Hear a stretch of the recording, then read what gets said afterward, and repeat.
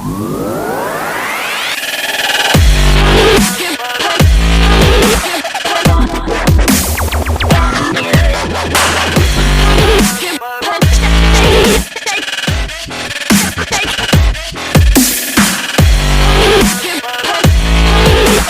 दोस्तों, this is Inamul. Welcome to my channel Inam tutorials. तो दोस्तों, आप सभी का स्वागत है इनाम ट्यूटोरियल्स चैनल पे। तो हम लोगों का जो रेगुलर एपिसोड चल रहा था कंप्यूटर टर्मिनोलॉजी, जहाँ पे आज मैं 6th नंबर जो एपिसोड है उसको आज स्टार्ट करूँगा। और दोस्तों बता दें, आज का यही लास्ट एपिसोड है, मतलब कंप्यूटर टर्मिनोलॉजी का लास्ट एपिसोड नंबर 6 है। तो इसमें जो भी पॉइंट डिस्कस करेंगे उसको मैं थोड़ा सा बता दूं।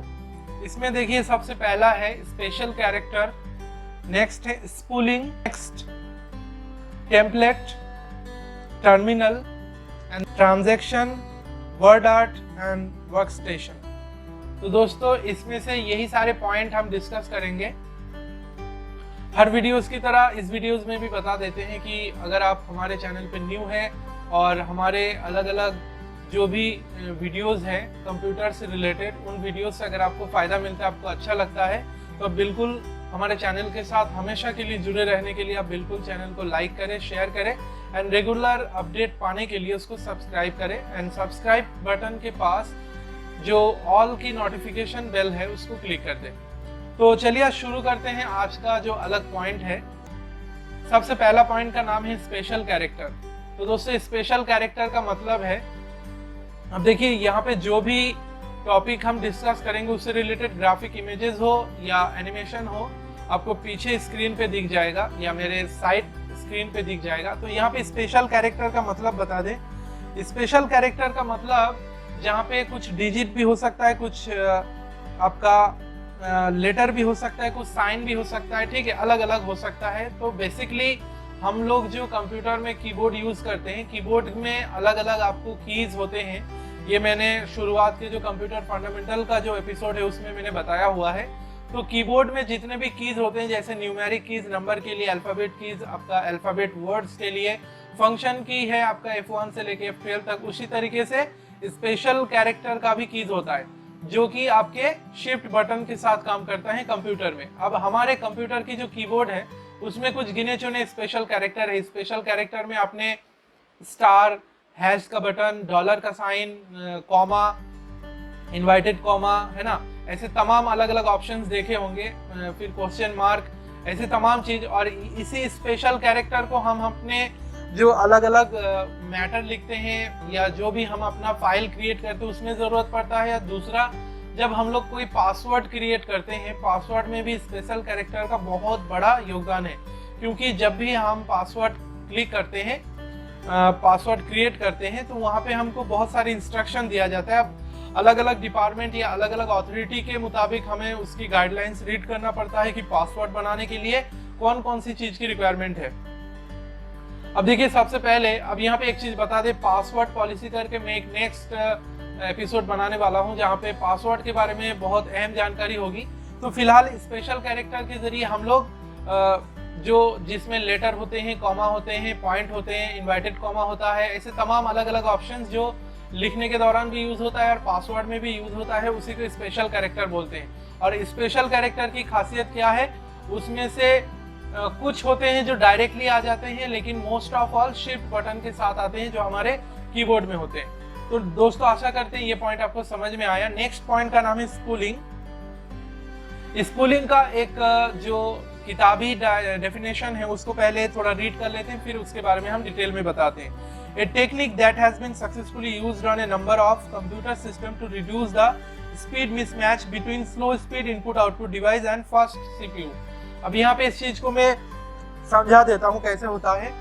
एक होल कंप्यूटर सिस्टम में आपको पता है इनपुट आउटपुट डिवाइस बहुत सारे लगे होते हैं। तो वहाँ पे कभी कभी ऐसा होता है कि जो भी इनपुट आउटपुट डिवाइस है, जस्ट लाइक आपका प्रिंटर लगा हुआ है, स्कैनर मशीन लगा हुआ है, कीबोर्ड कनेक्ट है, माउस कनेक्ट है, स्पीकर कनेक्ट है। अब यहाँ पे मैं कीबोर्ड, माउस और प्रिंटर के साथ यूज होने वाले एग्जांपल दे रहा हूँ जहाँ पे स्पूलिंग वाले पार्ट आ जाता है।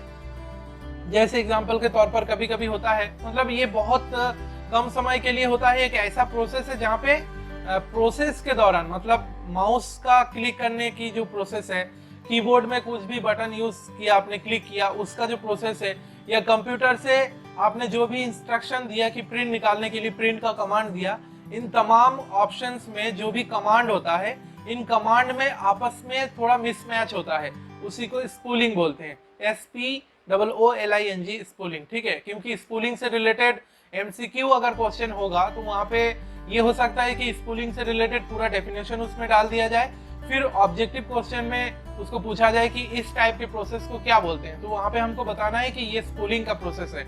मतलब इस चीज को हम समझेंगे तभी बता पाएंगे स्पूलिंग है। तो समझने के लिए नॉर्मल लैंग्वेज में आप ये बता सकते हैं, कंप्यूटर में यूज होने वाले जितने भी इनपुट आउटपुट डिवाइसेस हैं और फास्ट प्रोसेसर की जो काम है, तो इन सब में जब भी कमांड पास किया जाता है यूजर के द्वारा, जो इंस्ट्रक्शन होता है उसमें जब मिसमैच होता है आपस में, उसी को स्पूलिंग का प्रोसेस बोला जाता है, ठीक है। नेक्स्ट पॉइंट का नाम है टेम्पलेट।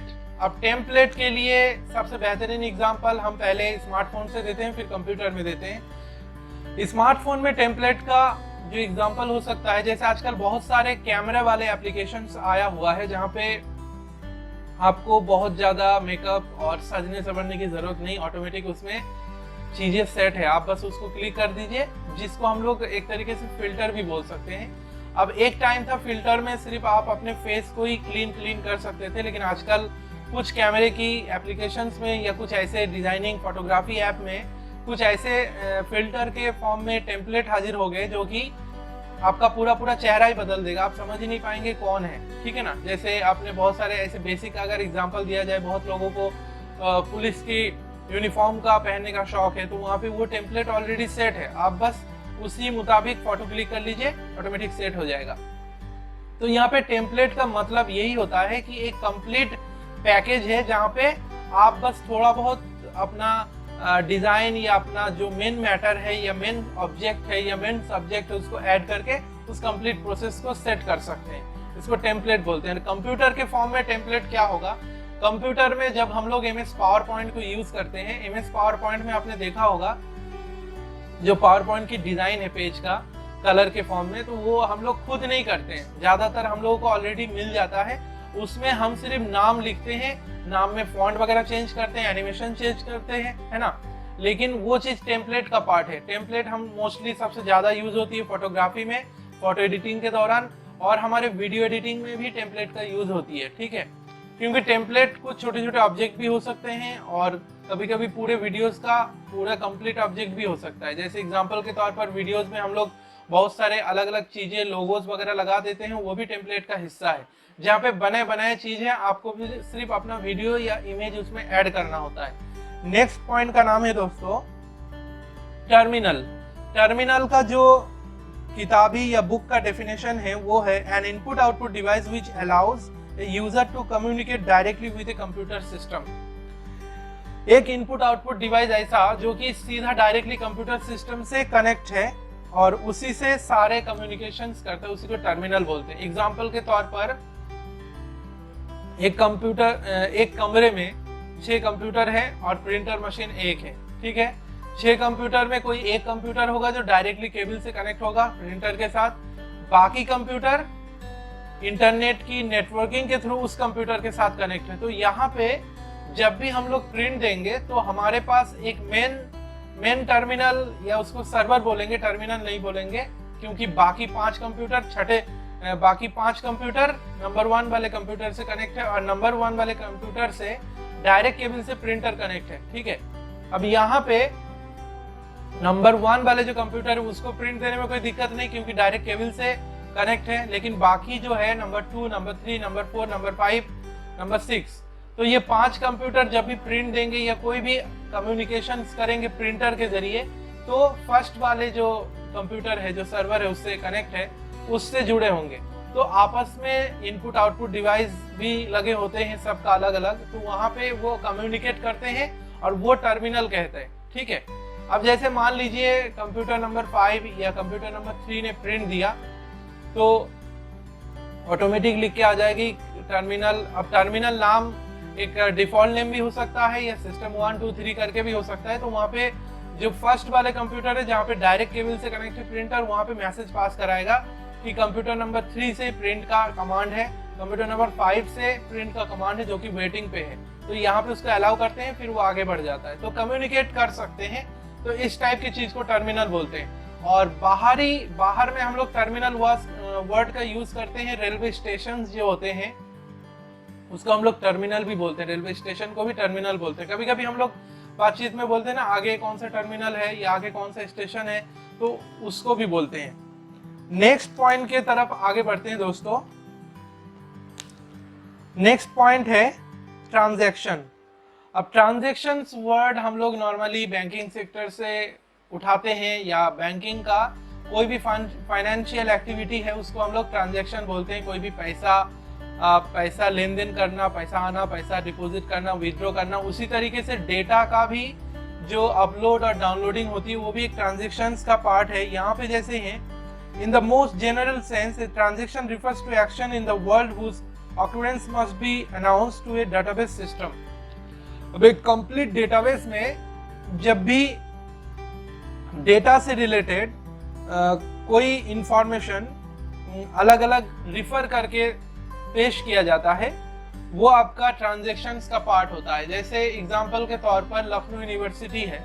अब लखनऊ यूनिवर्सिटी में सारे इंफॉर्मेशन सेट है, और जब आपको कुछ इंफॉर्मेशन चाहिए तब आप डेटाबेस है उसको इंटरनेट और नेटवर्किंग के जरिए कनेक्ट होते हैं और उसमें से उस इंफॉर्मेशन को प्राप्त करते हैं। तो जो एक्यूरेट इंफॉर्मेशन चाहिए वही इंफॉर्मेशन प्रोवाइड किया जाता है। जस्ट लाइक रिजल्ट है, ऑड सेमेस्टर का है या इवेंट सेमेस्टर का है, एडमिट कार्ड है, एग्जामिनेशन फॉर्म है, फी रिसिप्ट है, ऐसे तमाम है, डेटाबेस में अलग अलग पार्ट में है।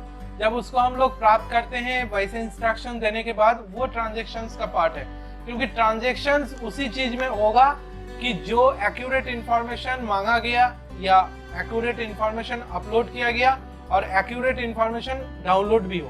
ठीक है दोस्तों। नेक्स्ट ऑप्शंस का नाम है ट्रांसपेरेंसी। ट्रांसपेरेंसी मतलब ऐसा कोई भी चीज जिसका आर पार हमको दिखे, जस्ट लाइक शीशा हो सकता है। ठीक है। और ट्रांसपेरेंट वर्ड हम लोग फोटो के साथ कहाँ पे यूज करते हैं? फोटो में नॉर्मली आपको पता है स्मार्टफोन और डिजिटल कैमरे से लिया गया सारे फोटोज जेपीजी या जेपीईजी फॉर्मेट में सेव होता है। उसी फोटो को अगर हम लोग तो ट्रांसपेरेंसी में हमारे जो फोटो की जो फॉर्मेट है हमने अभी बताया जेपीजी, और जेपीजी फॉर्मेट में जो फोटो सेव होता है उसी फोटो में आपने एक चीज ध्यान दिया होगा, जब कोई फोटो बैकग्राउंड के साथ है, मतलब आप किसी घर में हैं या किसी ऑफिस रूम में हैं, तो वहाँ पे आपके बॉडी के साथ साथ बाहरी चीजों का भी उस फोटो में आ जाता है, क्योंकि कंप्लीट फोटो लेते हैं। लेकिन जब हम लोग ट्रांसपेरेंट फोटो लेते हैं, ट्रांसपेरेंट का मतलब होता है उसको पीएनजी फॉर्मेट में सेव करना। ठीक है।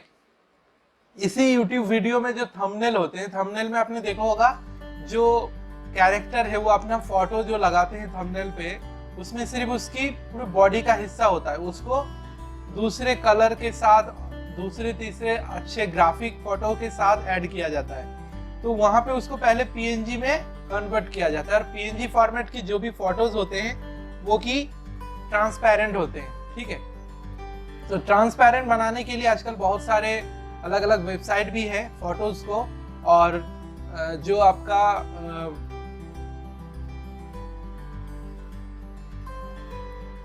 पिक्चर है उसको ट्रांसपेरेंट बनाने के लिए कुछ वेबसाइट है जो कि ऑनलाइन डायरेक्टली आपके फोटो को बैकग्राउंड डिलीट करा देता है। सिर्फ आपके फोटो में सिर्फ आपके फेस, बॉडी हिस्से दिखेंगे, बाकी चीजें गायब हो जाएंगे। और फोटोशॉप में भी इसका अलग अलग टूल्स है जिसको हम लोग यूज करते हैं। फोटोशॉप में बहुत जबरदस्त तरीके से होता है। और बाकी वीडियोज में अगर आपको ट्रांसपेरेंट वीडियो चाहिए, मतलब उसको हम लोग ग्रीन स्क्रीन इफेक्ट के जरिए उसको रिकॉर्ड करना पड़ेगा वीडियो को, जस्ट लाइक मैं कर रहा हूँ अभी। मेरे पीछे जो बैकग्राउंड आपको दिख रहा है ये एक्चुअल नहीं है, इसको लगाया गया। मेरे पीछे का जो बैकग्राउंड है वो ओनली ग्रीन स्क्रीन है। ठीक है। ग्रीन स्क्रीन पे करने के बाद उसको वीडियो एडिटिंग सॉफ्टवेयर में जब उस वीडियो को अपलोड किया जाएगा तो उसके पीछे का बैकग्राउंड आप अपने मन पसंदीदा हिसाब से कोई भी इमेज हो, कोई भी वीडियोज हो, लगा सकते हैं। बस ये कि यहाँ पे हर चीज की जो ग्राफिकल ट्रांजेक्शन्स है उसको बहुत ध्यान रखना पड़ेगा। इसीलिए वीडियो एडिटिंग के दौरान हमारे पास यूज होने वाले जो भी कंप्यूटर होते हैं, कंप्यूटर के हार्डवेयर और सॉफ्टवेयर की जो भी रिक्वायरमेंट है बहुत हाईली होता है, क्योंकि आप खुद समझ सकते हैं एक ऑलरेडी एक बंदे का अगर 10 मिनट का वीडियो होगा वो कुछ MB का होगा, फिर उसमें अलग से बैकग्राउंड के लिए जो वीडियो ऐड करेगा वो भी कुछ होगा, फिर ऐसे बहुत सारे चीजें और सारी चीजों को एक साथ लेकर चलना है। तो आप समझ सकते हैं कि कंप्यूटर में ग्राफिक कार्ड और रैम वगैरह कितना चाहिए होता है ना। तो आगे बढ़ते हैं, आशा करते हैं ट्रांसपेरेंट वाला आपको समझ में आ गया, ट्रांसपेरेंसी, क्योंकि ट्रांसपेरेंट से रिलेटेड क्वेश्चन आएगा तो आप कोई भी टेक्निकल एग्जांपल दे सकते हैं, स्पेशली पिक्चर और वीडियोस में जो भी हम लोग यूज करते हैं। नेक्स्ट पॉइंट का नाम है WAN, वाइड एरिया नेटवर्क। अभी मैंने कंप्यूटर टर्मिनोलॉजी में एक पॉइंट LAN बोला था, उसी के दौरान मैंने MAN भी बोला था। तो LAN और MAN के बारे में जानना है तो आप बिल्कुल मेरे कंप्यूटर टर्मिनोलॉजी के फोर्थ एपिसोड में आप देख सकते हैं, 4th या 5th में वीडियोस में आपको मिल जाएगा। बाकी यहाँ पे मैं WAN के बारे में बता रहा हूँ और डिटेल में computer networking and internet digital marketing इन सब से रिलेटेड आगे अलग अलग वीडियोस बनेंगे।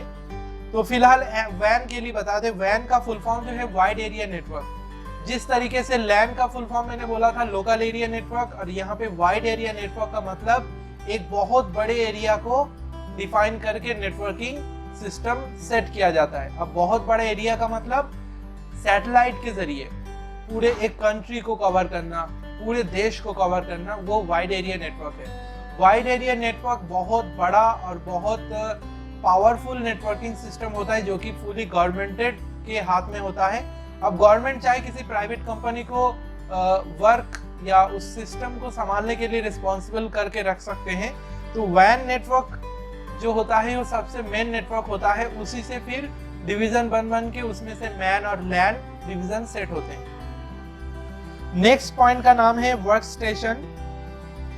यही वर्क स्टेशन आपका लास्ट पॉइंट है। बाकी कोई भी पॉइंट अगर छूट जाता है तो आप लोग बिल्कुल कमेंट सेक्शन में बोलिएगा, क्योंकि ये टर्मिनोलॉजी का है, आगे चैप्टर में हम कभी ना कभी डिस्कस कर लेंगे विद कमेंट के साथ सेट करके। नेक्स्ट हम लास्ट पॉइंट बताने जा रहे हैं वर्क स्टेशन।